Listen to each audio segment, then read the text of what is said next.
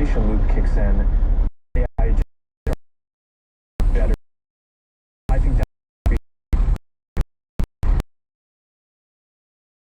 going to replace physical relationships, but the AI friends will become more socially acceptable over time. For them as AI personas, or as you say, yeah, AI friends. We want us to be friends with us. I'm wondering, like, what's the business? I mean, it may not be out of the kindness of his heart. I mean, he does run a business. Amber Mack, a tech analyst, says Zuckerberg is not your friend. Especially for younger people who are using some of Meta platforms, like, we don't want them believing that an AI chatbot is their friend. The second issue that I see is that start having conversations with chatbot where they're revealing real information, and I think information that maybe we don't want in the hands of Meta. And hey, you tend to tell your friends a lot, right? And in the past, Meta has used personal data as kinds of different business applications, and it's this kind of personal data safe. So yeah, it makes you wonder, where will policy have to head and what regulations will come as this continues to evolve so quickly. Okay, Reed, let's get a look at the numbers, and before we do, say the next event here, June 4th. So Okay, about a there we month go. away. Let's get a look at the numbers now. In some ways, it's with the TSX handily by 90 points. The Dow Jones was up 280 points. NASDAQ, S&P 500, more modest gains, but still positive. The Canadian dollar, though, is down, basically losing everything that it gained yesterday, down to 72.3. Oil price, similar story, below $58 a barrel. Okay, Reed, thank you so much. Have a wonderful evening, and we'll chat tomorrow. All right, sounds good. That's Reed Southwick from the business desk. Let's go to Lita. She has an update now on your commute. Looking at that center lane stall at Lacadie on the Metropolitan westbound, still there, still causing a slowdown. Emergency is helping out at this point, emergency vehicles. And an accident over on the South Shore on the 3rd, still there at Gondad. It's created congestion. You must add at least 15 minutes just to make that.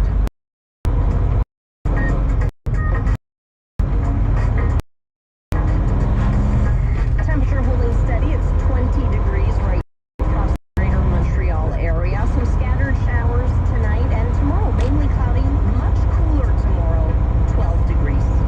News is next. Tomorrow on The Current, I'm going to tell you why the internet sucks now, whose fault it is, and my plan to fix it. The internet is frustrating. It's full of ads, sponsored content, artificial intelligence, and trolls. In a new podcast, the tech journalist Cory Doctorow asks who broke the internet and how we get back to the days of Doctorow. Coming up on The Current. The Current with Matt Galloway. Tomorrow morning at 8:37, 9:07 in Newfoundland, and on the CBC Listen app. I'm Susan Bonner. International leaders try to diffuse tensions between India and Pakistan. Pakistan has called India's attack on Pakistan-controlled Kashmir an act of war, putting the nuclear-armed foes on the brink of full-scale conflict. Details on Your World tonight at 6:30 in Newfoundland.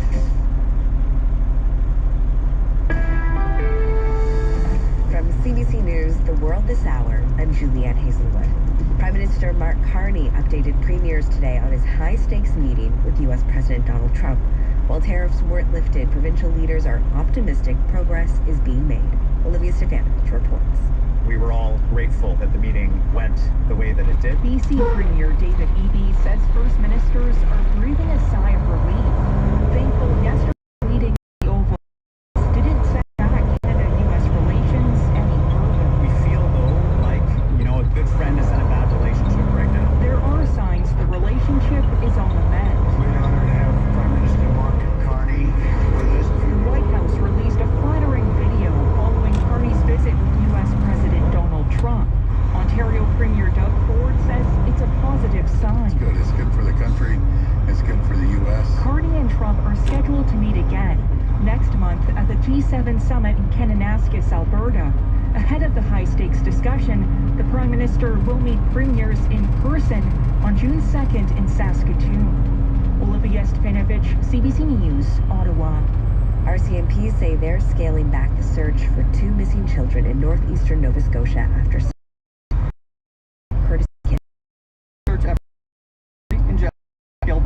transition from an active search to a scaled-back search, the probability of survival is taken into consideration. I want to assure you, the investigation continues. We're not packing up, and we're not giving up. And it won't end until we know where Lily and Jack are and can bring them home. RCMP says searchers have covered more than 4 square kilometers. McKinnon says they're circling back to places they've already searched to make sure no clues were lost. 6-year-old Lily Sullivan and her 4-year-old brother Jack were last seen Friday. They're believed to have wandered away from their house in Pictou County. The season is underway in Alberta. Hundreds of people have been told to leave their homes as fires, and several other communities are under evacuation routes. Julia Wong has the latest. We're approaching about 175 people working on the emergency scene. Sturgeon County Fire Chief Chad Moore says crews are working tirelessly as wildfire burns near the town of Redwater, about 70 kilometers northeast of Edmonton. But we do expect that we will see some significant fire activity, and crews will be working to contain it to within that boundary of the forested area. Residents in some parts of the have been relieved. Wildfire approaches 2,000 hectares in some. Natu has just one ask. We need rain and the wind to stop. Meanwhile, there, the village of Boyle, with a population of roughly 800, has all. Wildfire is burning 1.5 kilometers south of that community, and it's moving north. More than 20 wildfires are burning in Alberta right now, and the season is only just. Julia News. Newfoundland are also evacuating some communities. There are several fires burning on the Avalon Peninsula. The largest of them is in the Adams area in Conception. WestJet is canceling 9 routes to the U.S. temporarily. They include flights from Western Canada to destinations like Chicago, Orlando, Atlanta, and others. The company says the decision was taken because of a drop in Canada-U.S. travel. WestJet also says it's seen an increase in demand for domestic travel, specifically between Eastern and Western Canada. It says it recently introduced 3 new domestic routes in response, as well as 2 routes between Canada and Europe. And black smoke above the Vatican Sistine Chapel has signaled no pope has been selected on the conclave's first vote. The doors of the Sistine Chapel shut tight after the cardinals took an oath of secrecy earlier today. 133 cardinals from all over the world are expected to hold several rounds of voting. That can stretch out over several days. Once the successor to Pope Francis is chosen, there'll be white smoke from the chapel's chimney. And that is your world this hour. For CBC News, I'm Julianne Hazelwood.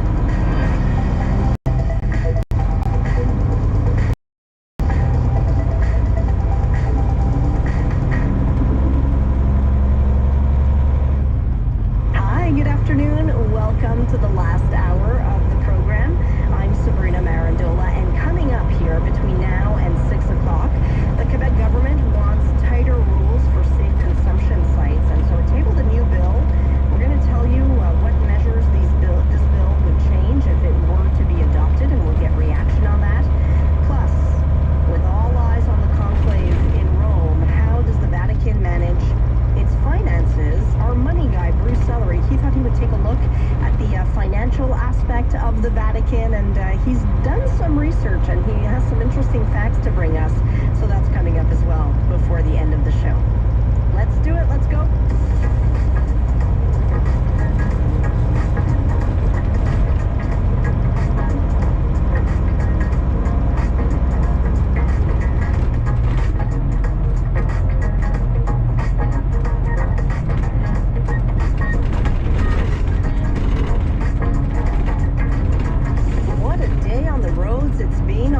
Wednesday in the greater Montreal area. Luckily for us, we have Lita Polson here, who's checking everything. But boy, Lita, you had a busy day at the traffic center. It's been one incident after another, after another. And, you know, we still have that stalled vehicle, and a lot of it has been stalls. We do have that accident still on 30 East over on the South Shore at Grande Allée, and it's creating a lot of congestion. We've had big problems with Mercy Bridge, both directions. We're used to the over the South Shore this time of the day where you have the line up from the 20 and you move, crawl at times down to about 5K. But the inbound side where they had, and they're still having trouble removing a stop to truck on the up ramp. So it's just jam solid just to get onto the span. Once you're on the bridge, you can even get there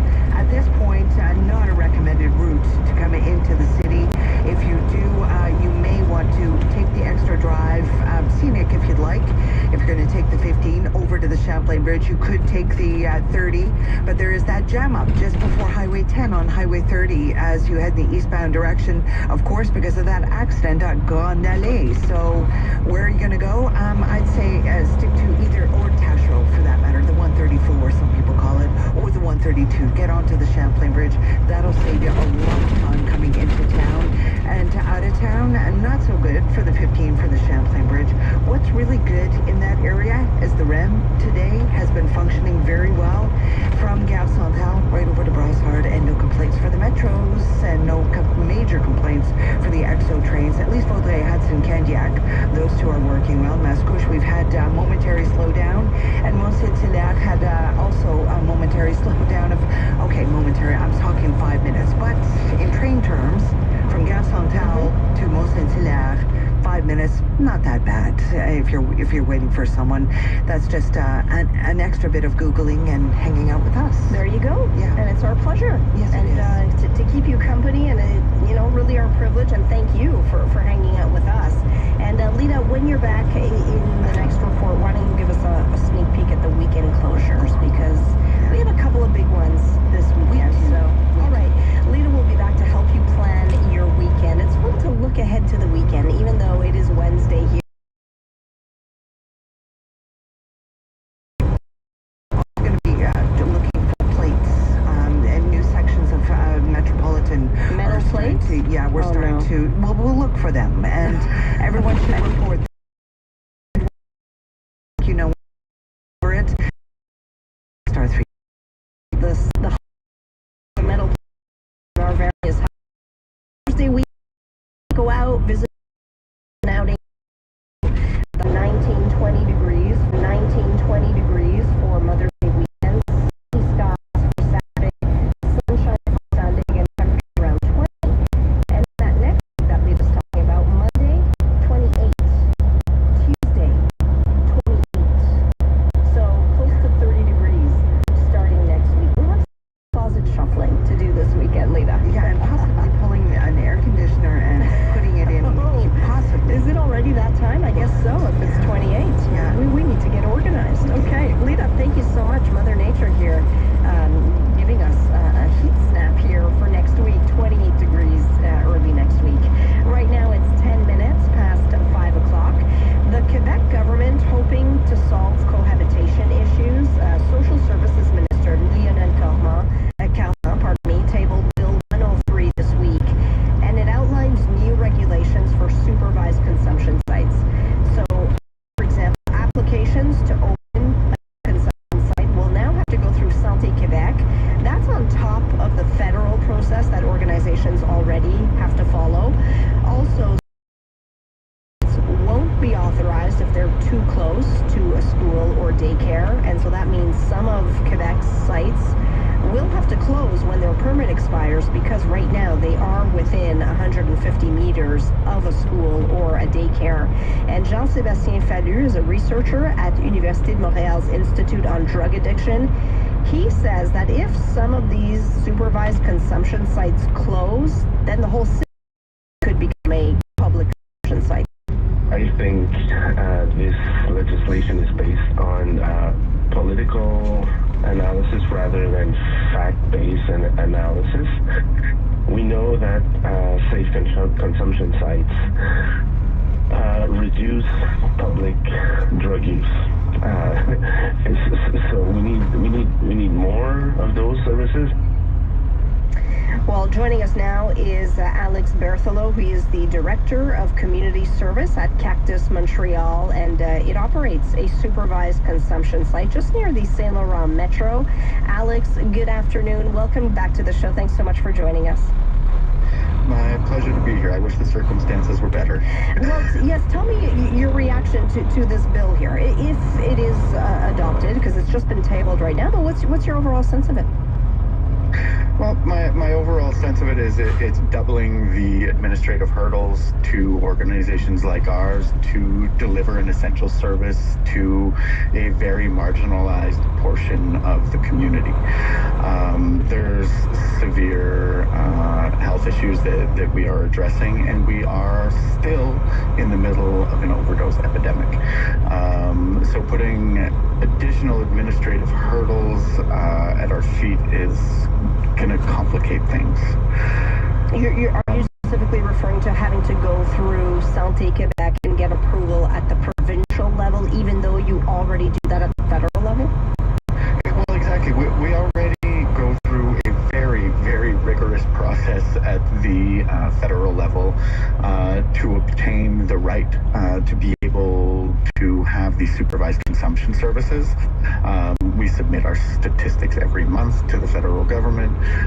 Our cohabitation plans are included in the exemption, as well as reporting on the situation around the supervised consumption sites.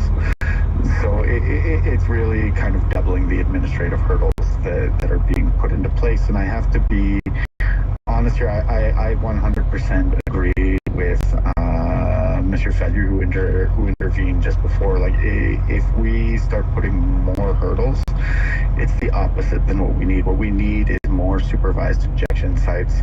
We need more supervised consumption sites also for people that are consumed by inhalation in Montreal, that will allow us to provide services to people in their direct communities instead of having them come to the 5 sites that are currently open.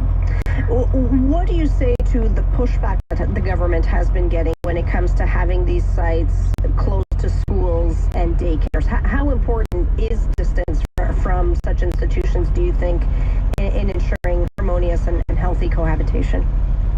Like, I completely understand the idea of wanting to protect children. I've got 3 kids myself. I get it. Except it's, again, contributing to this false narrative that providing services to drug users compounds or makes the problem worse.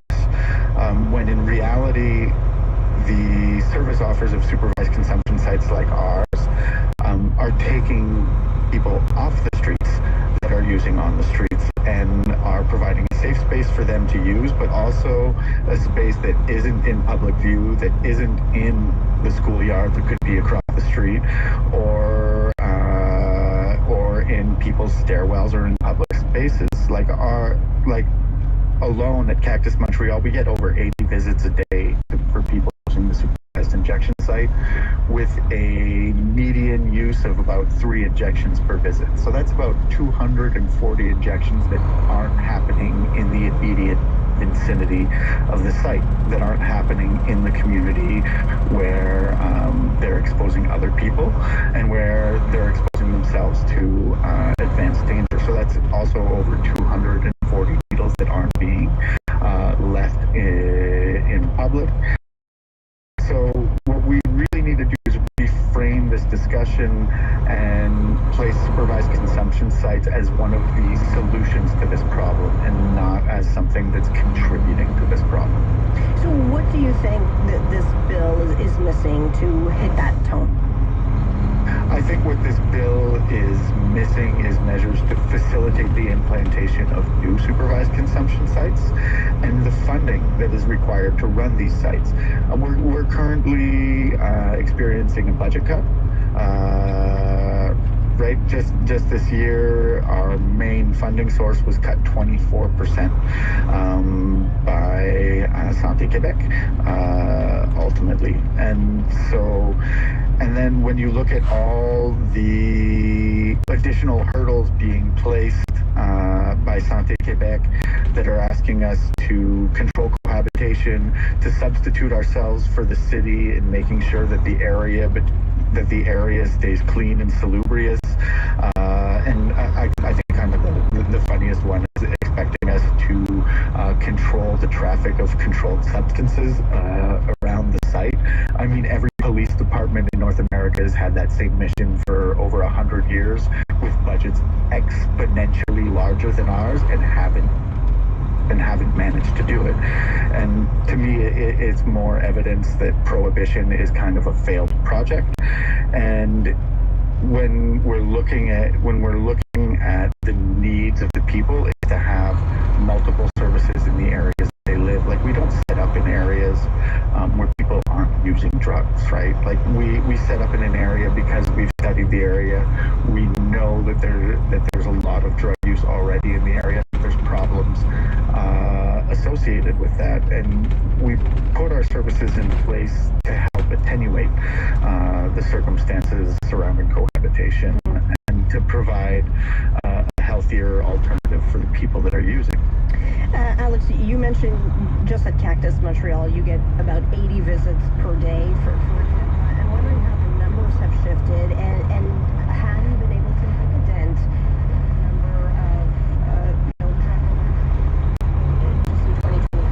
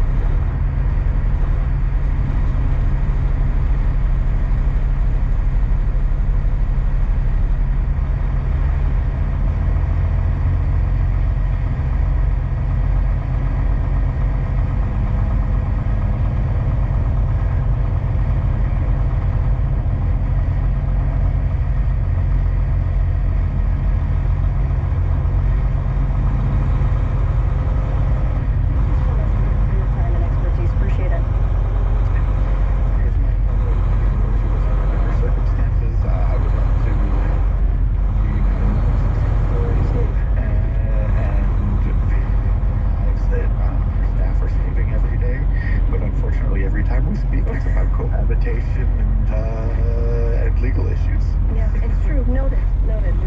To do cover some success stories as well that are happening in the community. That is Director of Community Service at Cactus Montreal. We did reach out to Social Services Minister Liana Kavma. He refused to comment, but he did table that Bill 103 this week, and we'll continue to follow that one. It's not yet adopted; it's just tabled. But you can share your thoughts on the text line as well. 514-569-6. The text line's open. Coming up, we're going to bring you an international story about tensions between nuclear neighbors. Stick around for that. First, though, a look at the roads and transit. Here's Lita. I'm over on the South Shore once again looking at the 10 in the eastbound direction as you approach Highway 30. Because of that accident on 30 East at Grande Allée, we have very heavy traffic approaching the Distante area, backing past Tatro. It's backing onto the 30 at this point to Boulevard Matt. And if you are trying to get over to the South Shore and you need the 15, very busy from De La Vérendrye to Nuns Island. Same thing for the Bonaventure because of all the road work in that area, very busy. And a delight, though, to see the REM working at speedily along over the Champlain Bridge right over to the Brossard Station. Well, in international news here, there are fears today of escalating tension between India and Pakistan, and this comes after missile strikes overnight from India into Pakistan and also to Pakistani-controlled areas of Kashmir. Now, India says the strikes are retaliation for an attack on tourists. That attack happened last month in the disputed region, and meanwhile, Pakistan's Prime Minister is calling it a, quote, blatant act of war. Now, joining me now for more on this is Veena Najibullah, who's Vice President of Research and Strategy with the Asia Pacific Foundation of Canada. Veena, good afternoon. Thank you so much for joining us. Good afternoon, Sabrina. Thank you for the invitation. The news keeps developing and changing so fast. What's your sense of where we're at now, given that there are dozens dead following this airstrike here in the last 24 hours? You're absolutely right, Sabrina. This is a developing story. recently, but tensions between India and Pakistan are at a high point that we haven't seen in decades. These are, of course, two nuclear-armed neighbors, and there are fears that the conflict could escalate further. We saw India's response overnight to the terrorist attack you mentioned on April 22nd, and now Pakistan says that it reserves the right to respond as well. So, in other words, we could still see another round of escalation. Tell us a little more about this April 22nd attack. What happened? What brought that on? Yeah, so it was essentially a terrorist attack. Gunmen opened fire and killed 26 civilians, tourists. Some of them were shot in front of their family members. There's also reporting that some were killed because of their religion, being Hindu.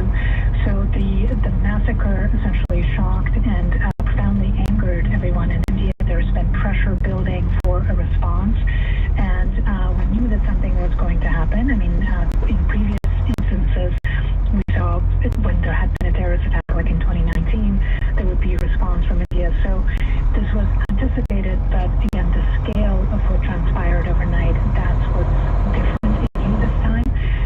India targeted 9 targets in both Pakistan-administered Kashmir, but also deep into Pakistan territory itself, and that hasn't happened in about 50 years. Yeah, and these tensions, I mean, this has been going on for a very long time. Was there any intelligence information that such an attack in April was coming, or did this catch everyone by surprise? Well, I mean, you're right. There's history of conflict in the region and other attacks recently in 2019. There was also one in 2016.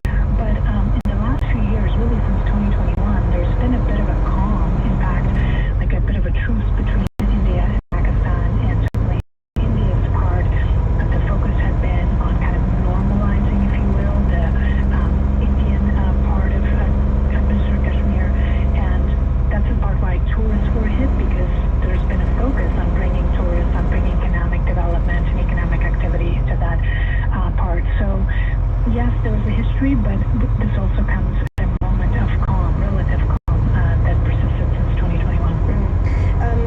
You mentioned India and Pakistan, they're both nuclear countries. What role do you think that is playing in response and international attention to this?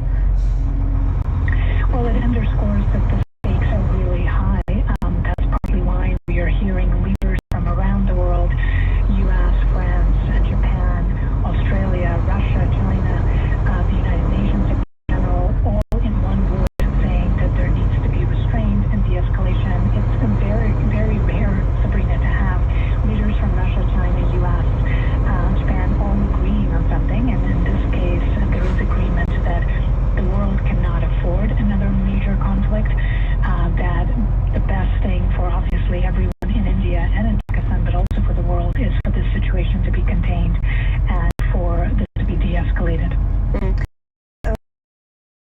Of what the governments are saying within those two countries, Pakistan and India, last I read, each side is saying, bring it on, ready to retaliate. What's your sense of where this goes? Yeah, so I mean, we have to realize that the narratives on both sides are very different, right? And so it's almost like they live in two different realities. But in the case of India, they're saying that their response was measured and non-escalatory and targeted what they call terrorist camps. Pakistan, of course, is saying this was an act of war and that Pakistan will retaliate. India is saying that India is prepared to respond should Pakistan retaliate. So, yes, both sides have very forceful messaging on this, and also very different narratives. Emotions and tensions are extremely high. Veena Najibullah, thank you so much for your expertise. Appreciate it. Thank you. Thanks for your time. That is Veena Najibullah, who is Vice President of Research and Strategy with the Asia Pacific Foundation of Canada. And keep it right here. We'll have more coming up at 6 o'clock right here on CBC Radio 1 on Your World Tonight. Let's go to the traffic center now. Lita Pinson is watching the roads. Lita, what are you seeing on your cameras? I'm seeing actually the trains, Vaudreuil-Hudson working very well, and right beside it, the 20, and it's so busy. I think at this point we have another wave that's happening on the 20 in the eastbound direction. It's a slow go from a little bit after Dorval right down to First Avenue, and of course, not helping that rush hour is the 138 being so busy to the Mercier Bridge. That's heading over to the South Shore, but still heavy as you head into town.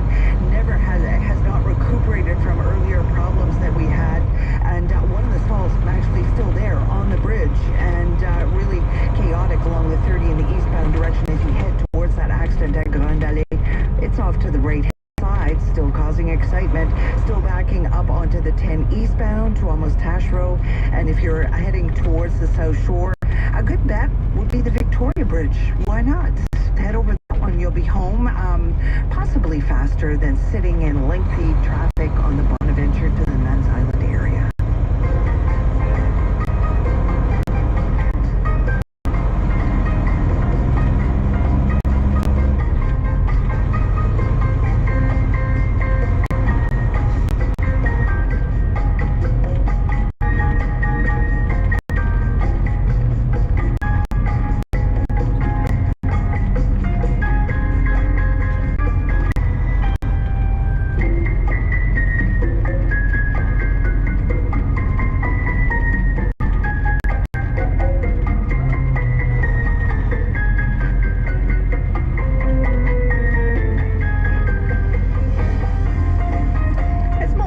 Right now in Montreal, it is 19 degrees right now. We're going to drop 8 degrees tonight. That's about normal for a nighttime temperature. And then tomorrow, a little cooler. Tomorrow we're expecting a daytime high of 12. It'll be mostly cloudy in the Montreal area. Showers move for Friday, even cooler on Friday, a high of only 8. Normal daytime high this time of year is around 18 or 19 degrees, so very fresh on Friday. And then, what a change for the weekend. Sunny skies Saturday, 22 degrees. A beautiful day for Mother's Day on Sunday, 19 degrees with sunny skies on Sunday.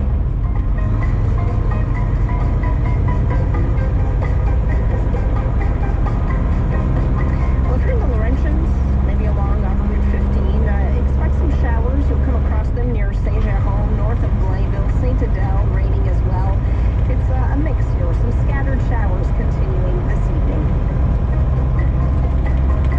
You're listening to Let's Go. News is next.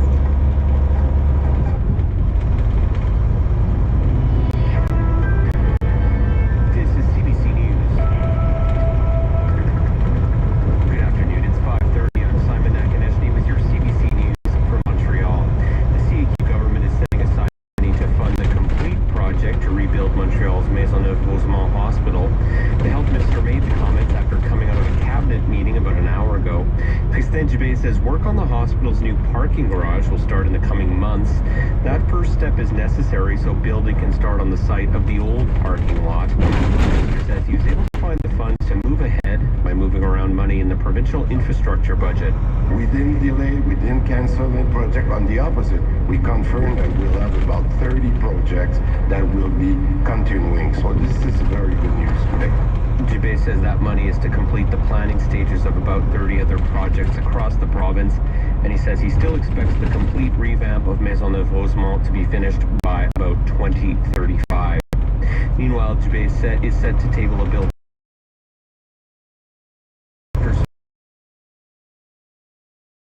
already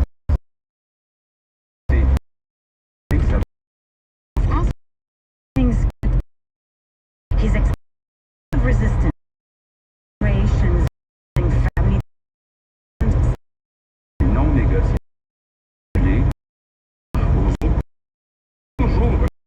the premier said down previous government wants to take care of more patients than they are now. Part of his government's pledge to find a GP or nurse practitioner for every Quebecer by the summer of next year.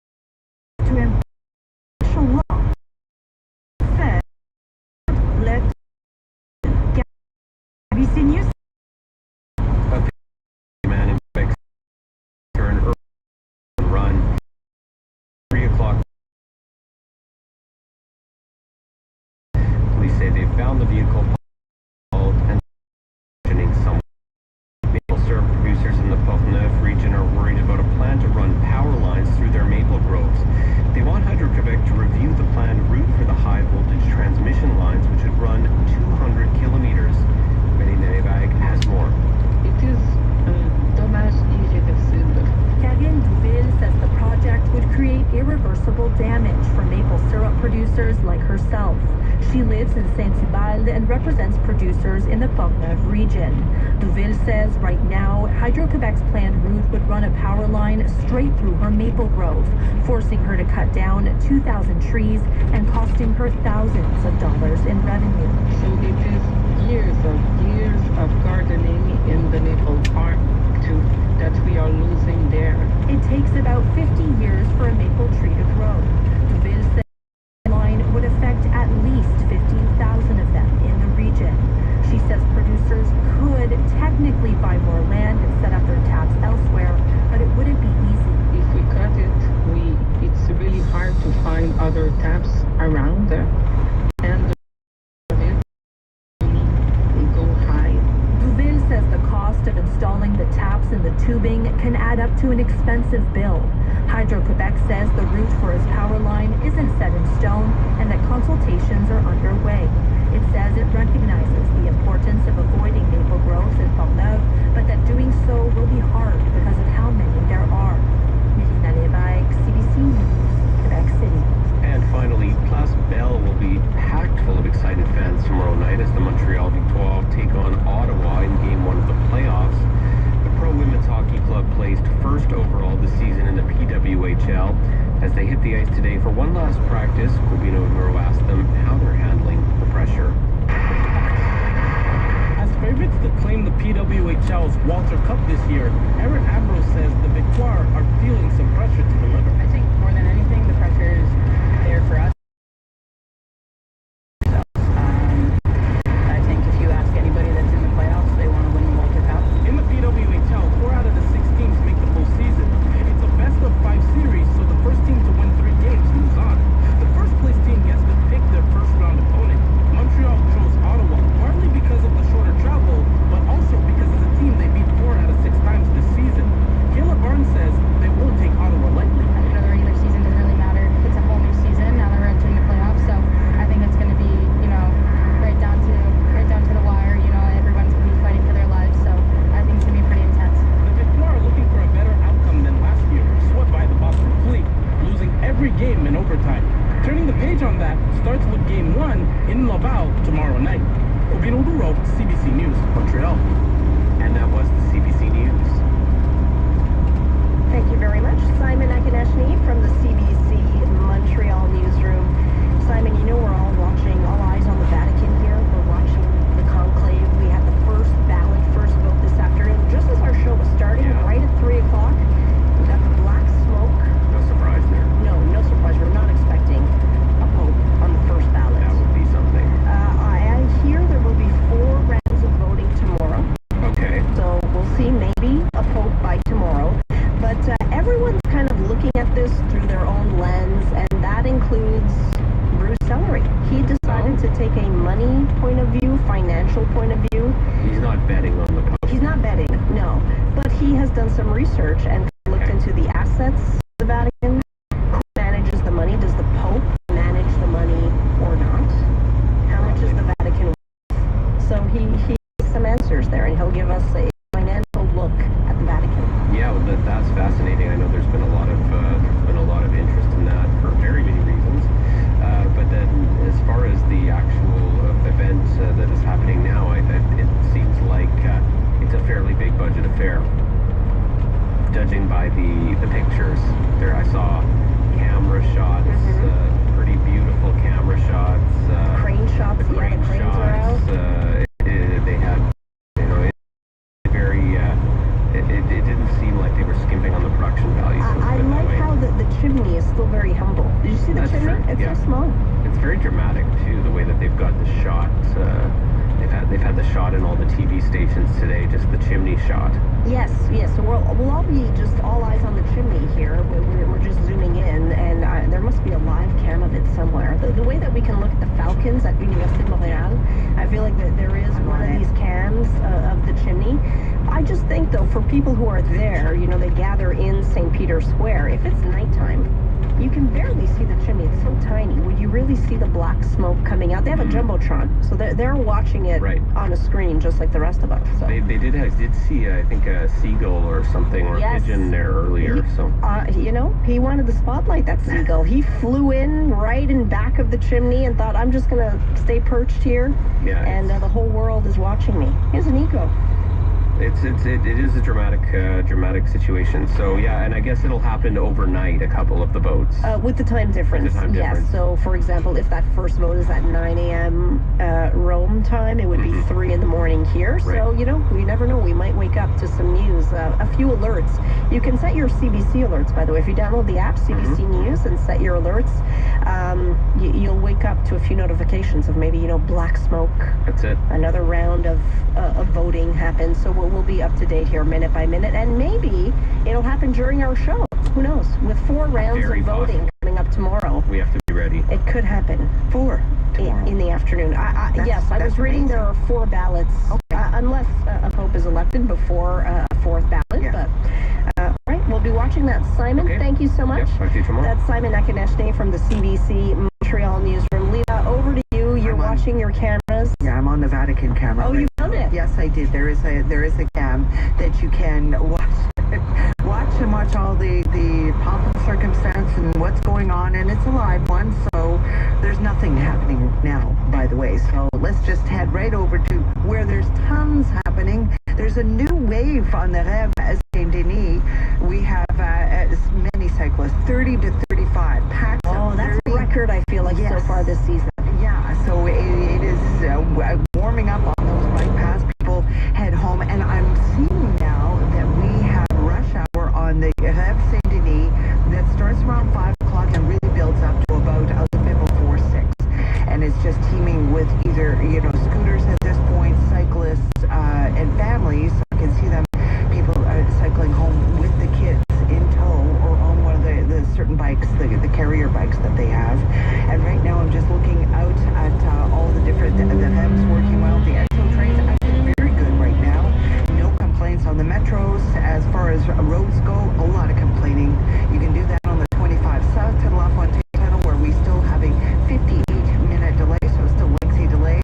We have a stall on the 15 south if you're heading down to the Champlain area, so that's adding to the excitement on that route. And bridge is good, and it's getting better now on the 10 east because they removed that accident on the 30 east at Grande Allée.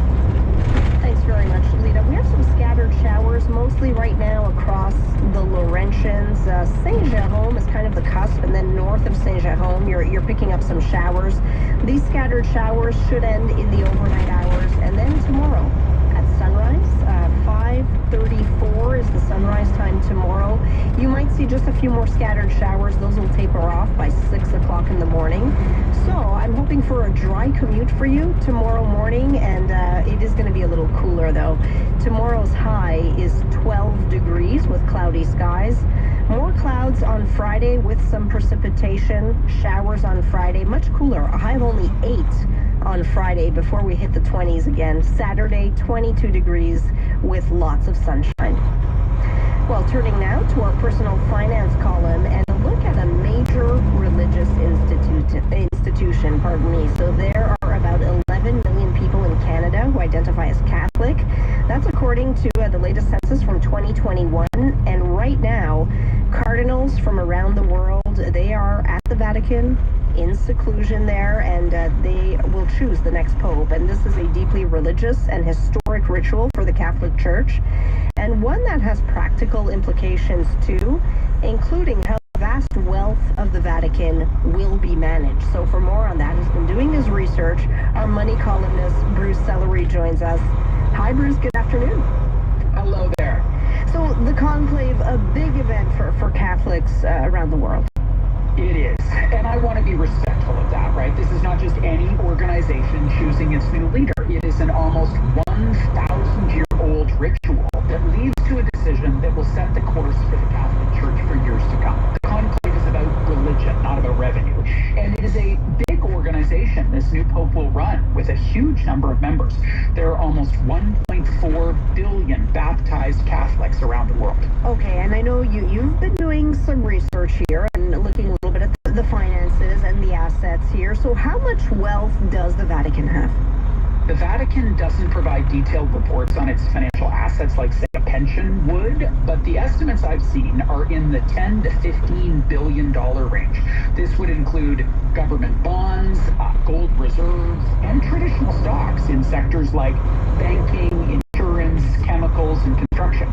In addition to that, there is the real estate, a lot of real estate, plus art, right? How do you put a value on the ceiling of the Sistine Chapel? That is not easy to do. Neither real estate nor art are liquid, though. Like, you can't really sell off a parking lot in Vatican City to pay salaries. This $10 billion estimate is in the range of assets of the Church of England and the Southern Baptist Convention, but nowhere near the asset level of the Mormon Church. The estimate there is in the range of like $200 billion. Oh, wow. Yeah, I didn't realize that. Okay, where did the wealth of the Catholic Church and the Vatican come from, Bruce? A number of sources, hundreds and hundreds and hundreds of years of donations from wealthy families, plus donations from everyday Catholics. Another source is something called the Lateran Treaty of 1929. So this was a settlement between Italy and the Vatican that provided compensation to the Church for territory it took over from the Holy See. That amount would be worth like $1 billion Canadian today. Add to that the magic of compound interest over the course of centuries, it really adds up. And so what about, how do you account for those assets outside of the Vatican itself? This would take the total way, way, way, way higher, because local dioceses own their own property and they control their own finances. This is an interesting distinction because the Pope is the spiritual authority over the Catholic Church throughout the world, but he doesn't control the financial assets of all the local operations. The other aspect, in addition to the churches, there are Catholic schools and hospitals and charities. There are so many around the world, and they are their own financial entities. Okay, so as you said, the Pope is the spiritual authority, not necessarily controlling the local operations. Who manages the money? It is really confusing. So the main organization is the administration of the patrimony of the Apostolic See. Then there's the Council of the Economy, which is made up of both cardinals and outside financial experts.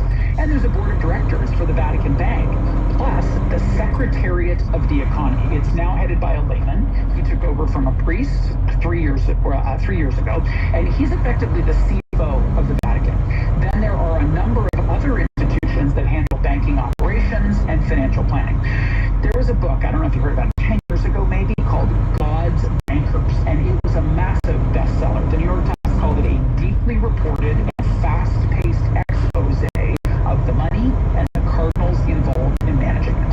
Oh, okay, no, interesting. I have not heard of that, so that's one maybe to check out. God's Bankers. Okay, what have been some of their more controversial investments? So the Vatican has invested in things that might be seen as inconsistent with the Catholic faith, like pharmaceuticals companies that make contraceptives and weapons manufacturers. There was a controversial land deal in London, England, just a couple of years ago. And there have been, and likely will be more, settlements related to the Catholic Church's role in covering up abuse and in overseeing the residential school system. These types of issues are not restricted to Canada. Under there have been more professional seeing the investment and a stronger focus on socially responsible investing. On the one hand, the headline $10 billion number is massive, but as a lot of Canadians know, you can be house rich and cash poor, right? An article in Italy's top newspaper reported another increase in the Vatican's operating deficit. Like any organization, the Vatican has had to think about cost cutting and increasing revenue on its real estate portfolio to offset rising inflation. On the revenue front, collections raised to support the work of the Pope declined significantly from a decade ago. Pope Francis accomplished many things over his tenure, and certainly there was progress made in terms of transparency and accountability in the Vatican's finances, but that job is not done and will be added to the long list of areas for his successor to work on. Okay, that is definitely not a lens through which I was watching this conclave, but there you go, another thing on the to-do list for the next Pope. Bruce, thank you so much for this really fascinating information. You're welcome. Take care. Bruce Sellery, the CEO of the nonprofit credit counseling agency Credit Canada, and he joins us every week here on the show. He's our money columnist. All right, let's get an update on the commute now. Here's Lita watching the roads, public transportation, and the very busy bike paths today, Lita. We have the dozen thousands of cyclists out there. We do, and very exciting, actually. They have the perfect weather, actually, for it right now as they spin along, and that, of course, is on that Saint-Denis 30 to 35, really cyclists, and it's just, and there are a few scooters, throw those in there, too. Tonight, I also want to remind you about the Metropolitan on the westbound direction from Ray Lawson to Nagelier. They're closing that. That's where I suspect that we might have a plate here and there in that area. They've been doing a lot of work, and that's starting tonight at 10 o'clock till tomorrow morning at 5 a.m. So a complete closure. Of course, you can hop over and take the service road in that area. 20 East still busy from 55th to 1st, and still very heavy in and outbound. That's on that Mercier Bridge. It's been the problem spot all afternoon. Okay, it's been a stubborn one today, Alita. You know, we had that problem right off the top of the show at 3 o'clock, and it's persisted. It's just been complicated ever since. Okay, Lita, thanks so much. We'll check in with you one more time before the end of the show. Right now, no politics at the dinner table. That is a well-known social rule. What about on stage with a microphone? He's back this week. He has a quorum of Canadian musicians who have found success doing just that. They found musical success and political success. Well, I received an email from a listener the other day, Jason in Fredericton, who says, "Hi, Grant. I hope you noticed that musician David Miles was elected MP for Fredericton or Omocto in the federal election." David Miles, as you may know, is a two-time Juno-winning musician, and many of us New Brunswickers have followed his career for a long time. It got my wife and I thinking, are there any other Canadian musicians who have made the move to politics? That's from Jason in Fredericton. Freddie Beach. Yeah, Jason, I did see that result, and yes, David Miles follows in the footsteps of several other Canadian musicians who have become elected officials.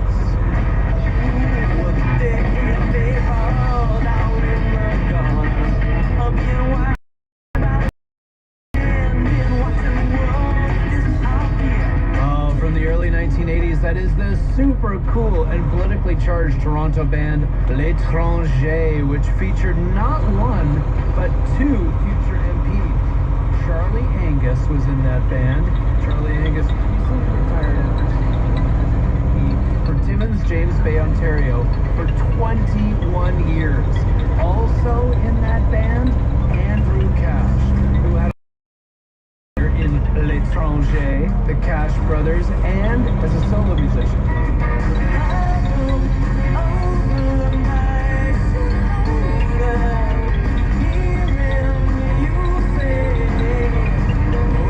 Andrew Cash was also an elected MP representing the Davenport riding of Toronto from 2011 to 2015, meaning that two members of the same Canadian punk rock band, L'Étranger, served in the House of Commons at the same time. Pretty cool. And how about this guy? I never see tomorrow, it's my last word and testament. First of all, I say miigwech for the best of it. Creator gave me song and my fam gave the rest of it. I hope I did you proud and gave my boys the elements that they need to succeed and didn't leave impediments. I hope their mother knows she helped with my development back when I was desolate. That is the Premier of Manitoba, Wob Canoe, with a bit of his song Last Word. Besides being the Premier of Friendly Manitoba, Wob Canoe is also the author of several books and, as you heard there, a hip-hop musician, and he's a huge Jets fan, by the way. Go Jets! Further out west, we can't forget this man, whose life credo in both music and politics has always been talk minus action equals zero.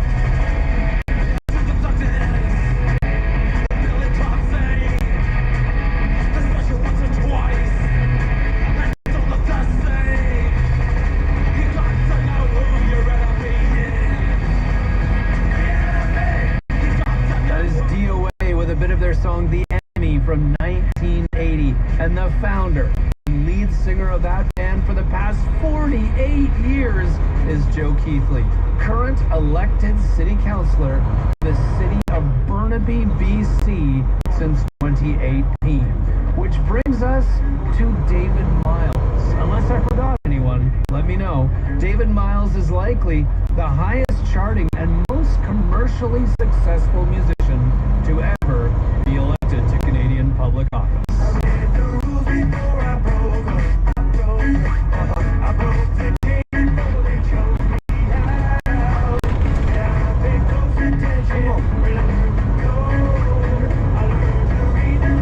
From 2012, that is Inner Ninja, the collaboration between Classified and David Miles that has sold 5 times platinum, won the Juno for Rap Recording of the Year, and went to number 5 on the Billboard Canadian Hot 100. But David Miles is a musical chameleon, having dabbled in folk, jazz, hip-hop, instrumental and pop, and now politics. So instead of performing at the House of Tar down on Bank Street in Ottawa, he will sit in the House of Commons up on Wellington Street. And maybe he might just have to change his name to David Kilometers. I'm Grant Lawrence from CBC Music. This is the Honorable David Miles with When It Comes My Turn.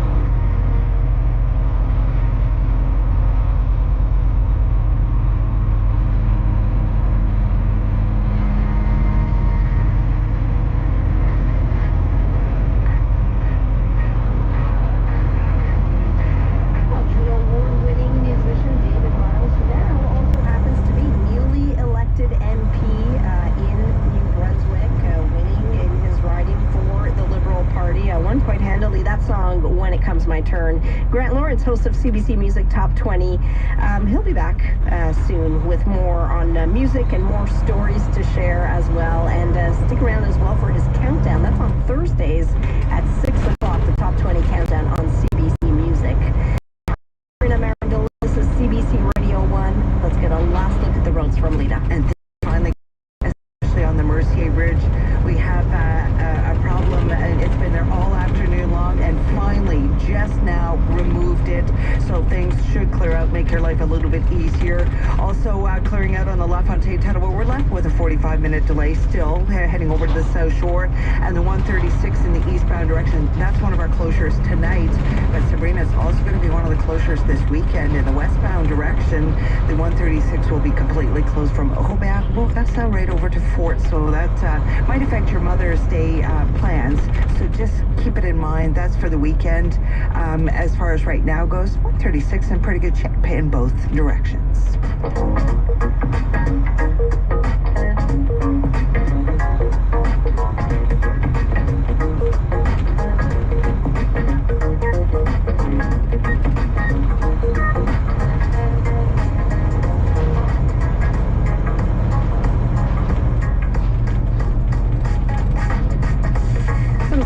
Showers right now off the western tip of Montreal and the tip of the West Island. Sainte-Anne-de-Bellevue now picking up some rain. Vaudreuil-Dorion, Saint-Lazare, Rigaud raining as well across Lachute, parts of the Laurentians. And expect these scattered showers to come and go throughout the evening and overnight hours.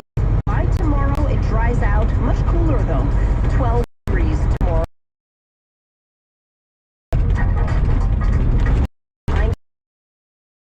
So and again here.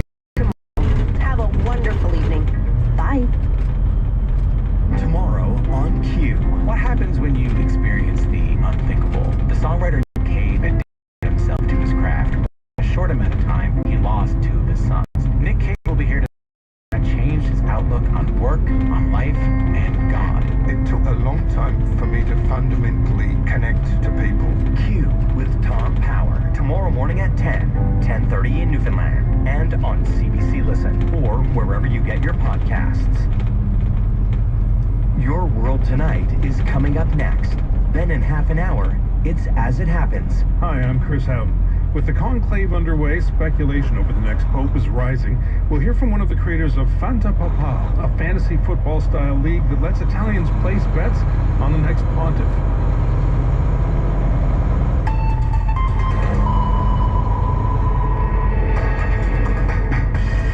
Pope Francis left an idea. He left a horizon for the church. He left a direction where he wanted the church to go to. And the big question is, will the cardinals from all over the world continue this roadmap? It is a ceremony that has existed for centuries, and its latest installment will go on for at least another day.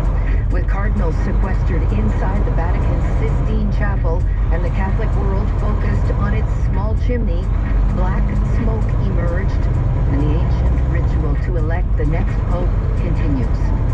Welcome to Your World Tonight. I'm Susan Boner, also on the program. I don't think I'd have the restraint that he had yesterday, to be very frank, but in saying that, I think it's a good start. From the president's office to a meeting with the premiers, Mark Carney is back from Washington talking to provincial leaders who are hoping the prime minister's good start with Donald Trump can end the tariffs on Canadian exports.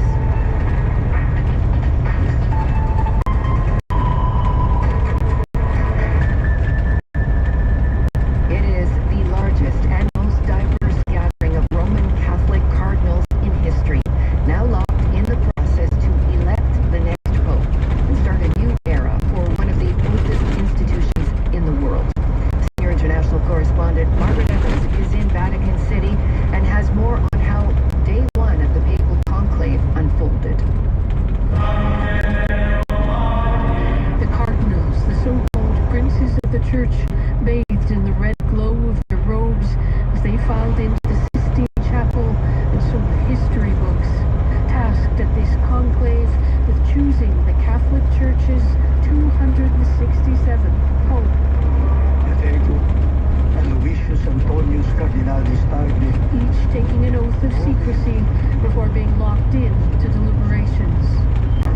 For many of the faithful gathered outside in St. Peter's Square, Pope Francis has left big shoes to fill. Tolerable no.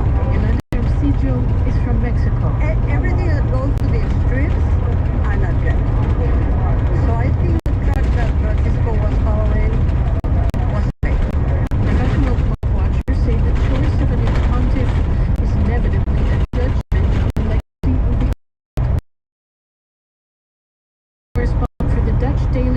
Netherlands' Dagblad. Pope Francis left an idea, he left a horizon for the church, he left a direction where he wanted the church to go to, and the big question is, will the cardinals from all over the world continue this roadmap? Conservative critics of Pope Francis say he was too liberal, especially on issues including divorce and the blessing of gay couples. Others say he didn't go far enough. These campaigners for the ordination of women priests launching pink smoke of their own on a hill overlooking the Vatican. Kate McKelvey is the executive director of the Women's Ordination Conference. Women are tired of endless study about the question of women in ministry and feel like justice deferred. And very heartbreakingly, I think many women are losing hope, losing faith that something will happen soon. This transition for the Catholic Church takes place as much of the world itself feels in transition. And for many here, it makes this choice feel all the more significant. Pietro Scocciata is Italian. In a world which is shattered by war, the war in Pakistan, India, Gaza war, so in the Ukraine. By day's end, St. Peter's Square was full of those watching for the results of the Cardinals' first vote, even though few expected a result this early in the process. And when the smoke started to flow from that much-watched chimney, it was black. More deliberations tomorrow. Margaret Evans, CBC News, Vatican City. The day after his high-stakes meeting with Donald Trump, Mark Carney is getting positive reviews. He met virtually with Canada's premiers today, and although they are happy with the Prime Minister's performance, provincial leaders are still waiting to see relief in the trade war hurting Canadian business. Tom Perry reports. Your transformational president again been elected to transform Canada. The reviews from the White House are low.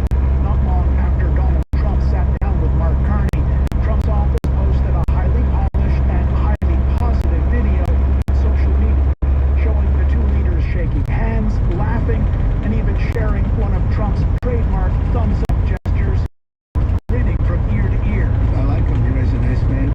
We get along very well. We had a great meeting. Really good. I think the relationship's going to be very strong. Trump spoke yesterday after his sit-down with the Prime Minister and was, in Trump terms, gushing in his praise, calling Carney a step up from his predecessor, Justin Trudeau. Carney spoke with Canada's premiers today to brief them on his meeting and what comes next.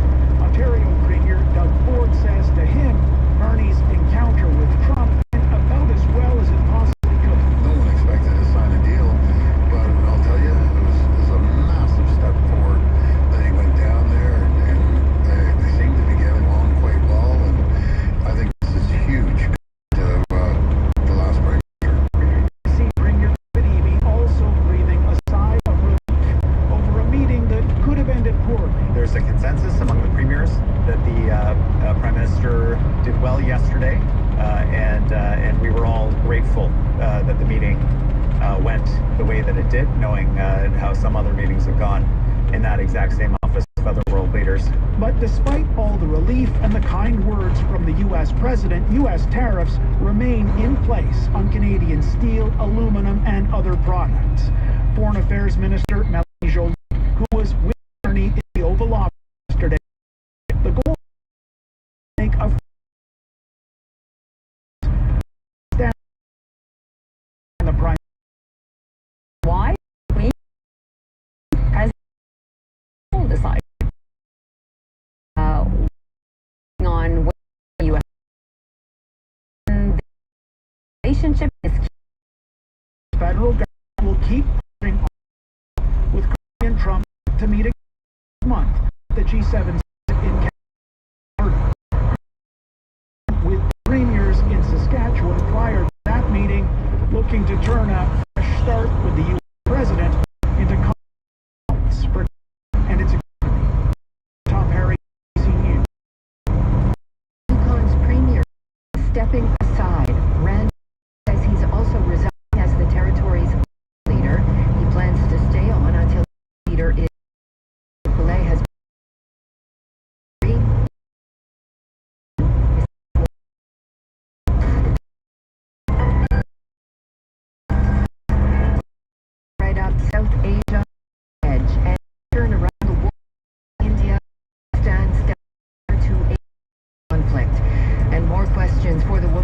says she was sexually assaulted by 5 former World Junior hockey players as the defense continues its cross-examination.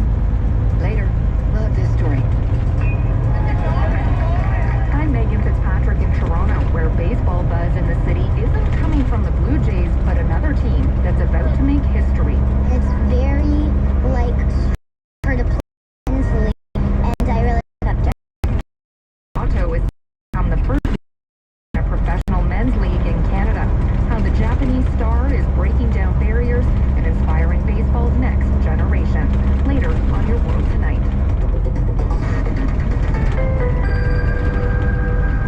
Global leaders are calling for calm and de-escalation from India and Pakistan as the 2 nuclear-armed neighbors edge closer to war. After weeks of rising tension, Indian strikes on Pakistan have put both countries on high alert and left the rest of the world waiting for the next move. South Asia correspondent Salima Shivji reports from Mumbai. The explosions shatter the night's silence, causing panic. Missiles hitting numerous locations inside Pakistan and Pakistan-controlled Kashmir. The chaos continued when day broke. Pakistani forces exchanging heavy artillery fire with Indian soldiers along the line of control, the contested border in disputed Kashmir. We were sound asleep, this man says. We felt so much fear. India's Foreign Secretary Vikram Misri describes it as precision strikes. These actions were measured, non-escalatory, proportionate, and responsible. Only targeting camps where New Delhi says militants trained, no military installations. But Pakistan sees it very differently, as an act of war, says military spokesperson Lieutenant General Ahmed Sharif Chowdhury. It is India which cowardly attacked Pakistan and violated our territorial integrity and sovereignty. He says more than 24 people died in the strikes. As families of the victims mourn and bury their dead, the angry rhetoric has reached a fever pitch. Pakistan's Prime Minister Shehbaz Sharif joyfully told his fellow lawmakers that the armed forces shot down several Indian fighter jets, a claim that can't be verified, as Islamabad vows to take corresponding action to retaliate. In India, the strikes against a hated neighbor were celebrated, seen as vengeance. For this militant attack last month, the deadliest targeting civilians in years in Indian-controlled Kashmir, the divided region that India and Pakistan have been fighting over for decades. India blames the attack on Pakistan. It denies it. I want to see them work it out, and hopefully they can stop now. The international community is speaking with one voice on this. Not just U.S. President Donald Trump. There's a chorus, all urging calm, hoping the 2 nuclear-armed countries will dial down the tension and avoid all-out war. Pakistan cannot retaliate, says Aisha Siddiqui, political scientist at King's College London. The issue is there a neutral international arbiter strong enough which can control and stop these 2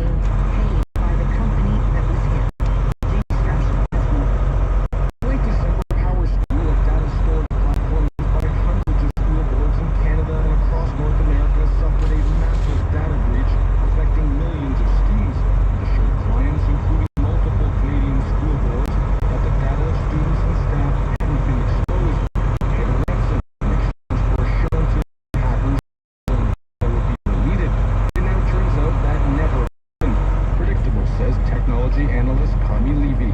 It's absolutely clear that the data is being used for subsequent attacks, which is exactly how these things play out whenever a ransom is paid. That's the risk you run, and unfortunately in this case they gambled and they lost. Now the hackers, still in possession of a massive amount of data, are targeting individual school boards. The Toronto District School Board, Canada's largest, says it was the target of a ransom demand this week. Levy says typically demands can run into the millions. The TDSB is highly exposed and that they are essentially out of control here. They can't control what happens next because they're not directly responsible for the technology that was compromised here. It's their service provider who was breached. A number of other provinces were also affected, including Alberta and Newfoundland and Labrador. In the TDSB's case, students attending Toronto schools between 1985 and 2024 had things like home addresses, phone numbers, academic information, and health card numbers exposed. Levy says information like old home addresses and report cards may seem innocuous, but can be dangerous in the wrong hands. We will use it often in concert with data that has been leaked or breached from other cyber events, combine it into kind of a package, and then use that to launch additional identity theft attacks or financial attacks against us. And so it's a cumulative risk. It builds up over time. Toronto Metropolitan University professor Charles says attacks like this can be difficult to thwart and even harder to contain once they happen. Certainly we can make it more difficult for threat actors to access systems and to exfiltrate information. It's not always possible to be perfect in cybersecurity. Finlay advises vigilance for those affected to change passwords and be wary of unwanted solicitations. Points out it could be months, even years, until the true implications of this massive breach are known. Jamie Strachan, CBC News, Toronto. At the trial of 5 former Team Canada hockey players, the defense was focused on the issue at the heart of the case, consent, and whether it was given by the complainant, a woman known only as EM. She says she was sexually assaulted by the players in a hotel room. They've all pleaded not guilty. Katie Nicholson was in the courtroom. Former World Junior Hockey goalie Carter Hart, flanked by his lawyer Megan Savard, strides past a cluster of activists and into the London courthouse. Inside, Savard questioned EM about how she may have behaved in the hotel room that night as it filled with hockey players. EM previously testified after she met Michael McLeod at Jack's Pub. The two went to his hotel and had sex. That act is not the focus of the case. EM told the court she was surprised when other men entered the room afterwards. In previous testimony, she described how they placed a bedsheet on the floor and solicited sexual acts from her. Savard prompted EM, one of your coping mechanisms on this unusual night may have been offering sex. EM replied, I was not acting like myself. You were acting like a porn star, Savard asked. Yes, I felt that was the thing they wanted. We're trying to recreate a porn scene, EM replied. Savard suggested, another way you adopted the persona of a porn star, you were offering certain sexual services. I don't have a memory of that, EM said. It could be possible. It really has to do with whether or not there's a reasonable doubt being raised as to her consent. Sam Buhala is a criminal defense attorney based in London. She isn't involved in the case, but has been following the trial closely. So if there are words and acts that are being performed or said that suggest consent, that is a subjective element of hers that she is offering explanations to. And what the jury will have to determine is if the Crown has proven beyond a reasonable doubt whether or not she subjectively consented at that time. At one point, EM stated she felt flustered by the cross-examination.